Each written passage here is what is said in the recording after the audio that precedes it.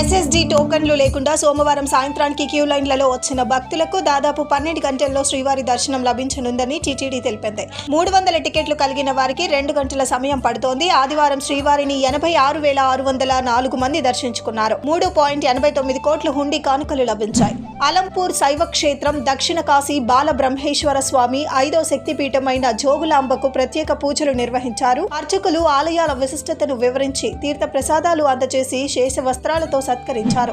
ఉత్తరాది రాష్ట్రాల తరహాలోనే విశాఖలోని కావడి యాత్రను ఏటా ఘనంగా నిర్వహిస్తారు. ఈ క్రమంలోనే విశాఖలో మార్వాడీల కావడి యాత్ర శోభాయమానంగా సాగింది. తెల్లవారుజామునే మాధవధార భ్రమరాంబ మల్లికార్జున స్వామి ఆలయానికి చేరుకున్న మార్వాడీలు కాషాయ వస్త్రం ధరించి స్వామివారికి ప్రత్యేక పూజలు చేశారు. సికింద్రాబాద్ లోని శ్రీ సుబ్రహ్మణ్య స్వామి దేవాలయం స్కందగిరి మఠంలో స్వామి అభిషేక బ్రహ్మచారి ఆధ్వర్యంలో శ్రీ విద్యాకోటి కుంకుమ అర్చన మహాయజ్ఞం ఘనంగా ప్రారంభమయ్యింది.